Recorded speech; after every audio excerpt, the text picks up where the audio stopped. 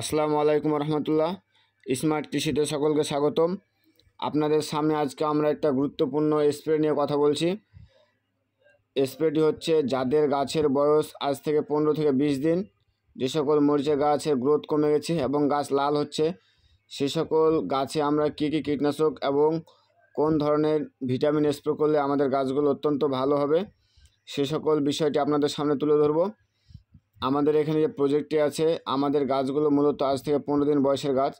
এই গাছগুলোতে গ্রোথ ভালো আছে, কিন্তু গাছের কালারে আমরা পরিবর্তন আনতে পারতেছি না।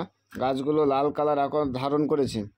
এই জন্য আমরা যে সকল কীটনাশকগুলো ব্যবহার করব এবং যে সকল ছত্রাকনাশকগুলো ব্যবহার করব, সেগুলো আপনাদের সামনে তুলে ধরব। আমরা এখানে চিলেটেড জিঙ্কের একটি দ্রবণ তৈরি করেছি। এই জিঙ্কটি হলো ইনতেফা কোম্পানির টোপাজ চিলেটেড প্লাস। এই জিঙ্কটি আমরা ব্যবহার করেছি। পাশাপাশি আমরা এখানে ব্যবহার করেছি বেনজিমা। এটি হচ্ছে গ্রিন বাংলা কোম্পানির একটি প্রোডাক্ট। এখানে আছে ইমিডাক্লোপিড এবং অ্যামামেকটিন বেনজয়েড। এটি আমাদের মরিচের জমি চোষককারী পোকা এবং ছিদ্রকারী পোকার কাজ করবে। আমরা এটি মূলত ব্যবহার করেছি যাতে আমাদের গাছগুলো সতেজ এবং সুস্থভাবে থাকে, যাতে পোকার আক্রমণে আমাদের গাছগুলো নষ্ট না হয়ে যায়।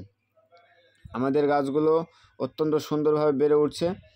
আমরা যাতে আরও দ্রুতভাবে বৃদ্ধি করতে পারি, এই জন্য আমরা এই পদক্ষেপগুলো নিয়েছি, এবং যাতে আমাদের গাছগুলো কোনো ধরনের ঝামেলাতে না পড়ে, গাছগুলো যাতে কোনো ধরনের রোগবালাই আক্রমণ না হয়, এই জন্য আমরা সাধারণত এই স্প্রেগুলো করব, এবং যার জন্য আমরা আজকে এই স্প্রেগুলো করতেছি। এবং আপনাদের জমিতে যদি এরকম সমস্যা থেকে থাকে, তাহলে অবশ্যই আপনারা এই সকল কীটনাশকগুলো একত্রে ব্যবহার করে স্প্রে করবেন, অবশ্যই আপনারা সমাধান পাবেন। আমরা প্রথমে জিঙ্কের দ্রবণ তৈরি করেছিলাম, এখন আমরা ইমিডাক্লোপিড এবং অ্যামামেকটিন অর্থাৎ বেনজিমা এর একটি দ্রবণ তৈরি করলাম। আর একটি গুরুত্বপূর্ণ কথা হচ্ছে, যারা কীটনাশকগুলো ব্যবহার করেন তারা অবশ্যই একটা বিষয় জেনে রাখুন, কীটনাশকগুলো আপনারা আগে একটি পাতিলের দ্রবণ তৈরি করবেন, তারপর মূল দ্রবণের সাথে অ্যাডজাস্ট করবেন। আমরা এখানে একটি সালফার নিয়েছি। সালফারটি দেখতে পাচ্ছেন আমরা আলাদাভাবে তৈরি করলাম। এই সালফারটি দিয়েছিলাম মূলত গাছের পাতা বৃদ্ধির জন্য। এখন দেখাচ্ছে আপনাদের অবিরন। এটি হচ্ছে একটি মাকড়নাশক, এটি বায়ার কোম্পানির একটি প্রোডাক্ট।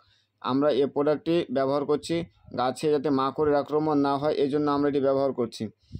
এই যে আমরা আপনার অবিরন নিয়েছি, এটি আমরা আগে আমাদের একটি অন্য পাতিলে আগে যে দ্রবণটি তৈরি করে নিলাম, যাতে দ্রবণটি মূল দ্রবণের সাথে অ্যাডজাস্ট হওয়ার সাথে সাথে যাতে বীজটা ফেটে না যায়, এই জন্য আমরা এই দেখেন আমরা একটি পাতিলে আগে দ্রবণটি তৈরি করে নিচ্ছি।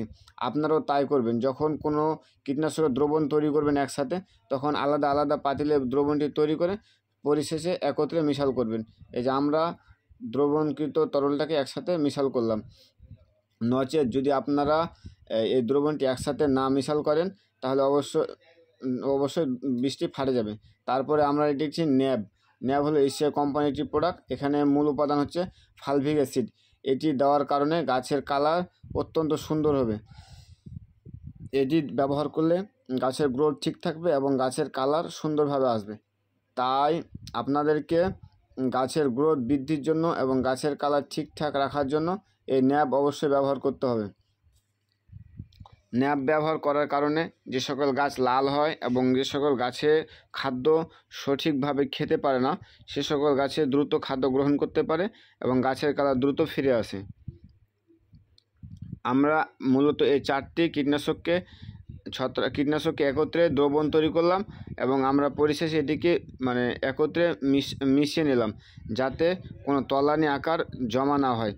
এবং আপনারা আমাদের প্রজেক্টে এটি আজকে স্প্রে করলাম, আবার আমরা 4 থেকে 5 দিন পর আবার পুনরায় একই দ্রবণ স্প্রে করব, এবং আমরা আপনাদেরকে দেখাবো কি এই স্প্রেটা কতটুকু আমাদের জমির জন্য কার্যকর হচ্ছে। আমরা গাছগুলো আজ থেকে 15 দিন আগে রোপণ করেছিলাম, এবং আজ দেখতে পাচ্ছেন আমাদের গাছগুলো গঠন অত্যন্ত সুন্দর হয়েছে, যাতে গঠন আরও দ্রুত ভালো হয় এবং দ্রুত ফল পাই। এই জন্যে মূলত আমরা এই দ্রবণটি ব্যবহার করছি। এবং আপনাদের জমিতে যদি এরকম গাছ হলুদ হয়, তাহলে অবশ্যই আপনারা এই দ্রবণটি ব্যবহার করবেন।